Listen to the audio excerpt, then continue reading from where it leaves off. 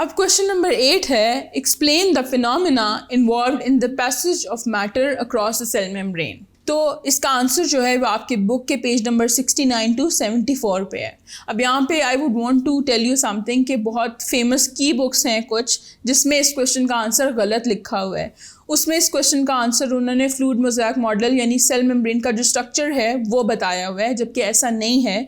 वो cell membrane का structure है जिससे यूजुअली बस चीज़ें क्रॉस करती हैं, लेकिन वो फिनोमेना जिनके थ्रू वो चीज़ें क्रॉस करती हैं वो डिफरेंट हैं। तो वो फिनोमेना प्रेजेंट हैं आपके 69 टू 74 बुक के पेज नंबर पे।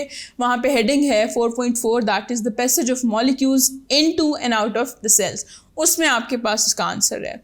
तो आपने करना क्या है कि आप पहली हेडिंग देंगे कि passage of matter across cell membrane, उसके बाद आप फर्स्ट पैराग्राफ लिखेंगे जो वहाँ पे गिवन है टिल सेकंड लास्ट लाइन लिखने के बाद उसमें आगे सारे फिनोमेना एनलिस्ट हुए हुए हैं, बारी बारी सबका नाम है। तो वो आपने ऐसे एक लाइन में नहीं लिखने, फिर आपने उनको नीचे बुलेट पॉइंट्स में ले जाना है। वो फिनोमेना ये हैं, डिफ्यूजन है, facilitated diffusion, osmosis, filtration, active transport, endocytosis and exocytosis.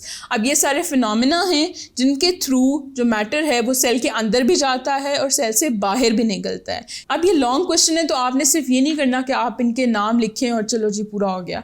हो सकता है क्वेश्चन आपके पास पूरा का पूरा एक बड़ा सा लॉन्ग क्वेश्चन आ जाए तो उसमें नाम से गुजारा नहीं होगा।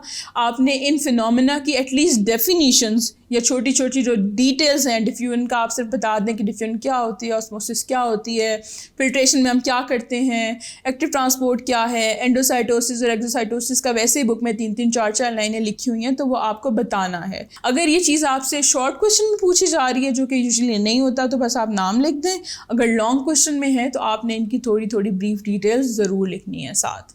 और अगर आपने इन सारे फिनोमेना को डिटेल में समझना है कि ये एक्चुअली हैं क्या और कैसे काम करते हैं, तो आप मेरी जो वीडियोस हैं चैप्टर नंबर 4 की उसमें देखें और मैंने ये फिनोमेना उसमें 1 बाय 1 सारे डिस्कस किए हुए हैं।